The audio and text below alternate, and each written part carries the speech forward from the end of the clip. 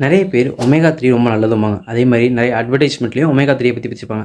ஆனால் அந்த ஒமேகா 3ங்கிறது என்ன, அது நம்ம எதுக்காக அது நமக்கு யூஸ் ஆகுது அப்படின்றத பற்றி இந்த வீடியோவில் பார்க்க முடியும். இதில் ஒரே வீடியோவில் போட முடியுமான்னு தெரியல, பட் முடிஞ்ச வரைக்கும் 1 இல்லை 2 வீடியோவில் போட ட்ரை பண்ணிட்டேன். இப்போ இதில் பார்த்தீங்க அப்படின்னா ஒமேகா 3 ஃபேட்டி ஆசிட் அப்படின்னா என்னன்னு சொல்லி பார்க்க போகிறோம். அதாவது ஒமேகா 3 கொழுப்பு அமிலம் அப்படின்னு பார்த்தீங்கன்னா 2 வகை வருங்க.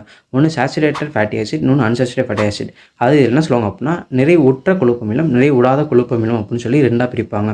அப்படின்னா சேச்சுரேட்டட் ஃபேட்டி ஆசிடில் வந்து என்ன அப்படின்னா கெட்ட கொழுப்பு அதிகமாக இருக்குன்னு சொல்லுவாங்க. அதாவது எல்டிஎல் அப்படின்னா லோ டென்சிட்டி லிப்போப்ரோட்டீன். அதே மாதிரி HDL அப்படின்னு பார்த்தீங்கன்னா high density lipoprotein. High density lipoprotein வந்து என்ன சொல்லுவாங்க அப்படின்னா நல்ல கொழுப்புமாங்க. அதே லோ டென்சிட்டி லிப்போப்ரோட்டீன் என்ன சொல்லுவாங்க அப்படின்னா கெட்ட கொழுப்பு அப்படின்னு சொல்லுவாங்க. இந்த கெட்ட கொழுப்பு அதிகமாக சேச்சுரேட்டட் ஃபேட்டி ஆசிடில் இருக்குன்னு சொல்லுவாங்க. அதே அன்சாச்சுரேட் மீன்லாம் பார்த்தீங்கன்னா பாலி அன்சாச்சுரேட்டட் ஃபேட்டி ஆசிடில் வரும். இது இல்லாமல் வெஜிடேரியனாக இருக்கும், நாங்கள் இதெல்லாம் ப்ரிஃபர் பண்ணலாம் அப்படின்னு சொல்லி பார்த்தீங்க அப்படின்னா வால்நட் இருக்குது,